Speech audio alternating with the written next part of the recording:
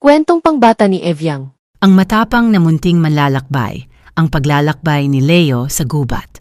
Noong unang panahon, may isang batang lalaki na ang pangalan ay Leo na mahilig sa malalaking pakikipagsapalaran. Isang umaga, nagpasya si Leo na tuklasin ang mahiwagang, madalim na berdeng gubat malapit sa kanyang bahay. Hindi natatakot si Leo sa kahit ano, kaya nag-empake siya ng asul, bilog na bag at sinuot ang kanyang paboritong kahel na sombrero. Pumunta siya sa isang mahaba at paikot-ikot na daan at napansin ang isang mabalahibong gray na ardilyo na may mabuhok na buntot. Saan ka pupunta? Tila sinabi ng squirrel habang kumikilos ang kanyang ilong. Mag-a-adventure ako. Sagot ni Leo na may malaking parisukat ng ngiti habang naglalakad papasok sa malamig na lilim.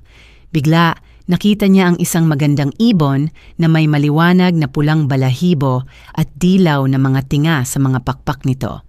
Nakatayo ito sa mataas na madilim na kayumangging sanga, umaawit ng masayang kanta. Pinanood ni Leo itong lumipad palayo, pagkatapos ay nagpatuloy siya sa isang malinaw, kumikislap na asul na ilog na humarang sa kanyang daraanan.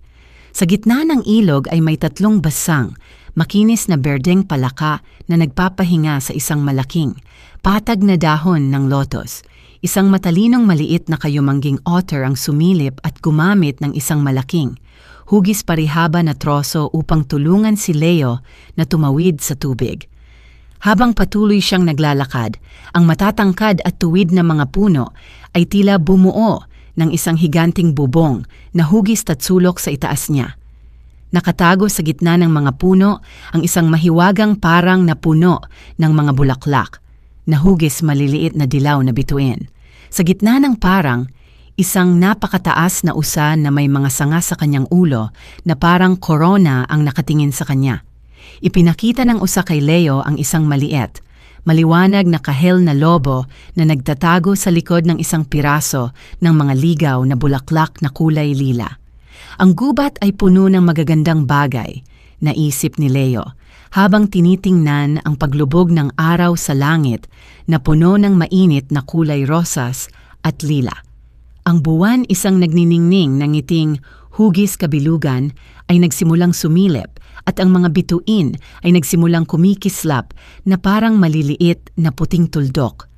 Napagtanto ni Leo na oras na para umuwi, kaya't pinasalamatan niya ang kanyang mga kaibigan sa gubat at nagpaalam. Sinundan niya ang kanyang bilog na daan pabalik, ang mga alitap-tap na naggagabay sa kanya gamit ang kanilang malambot, dilaw-berdeng mga ilaw.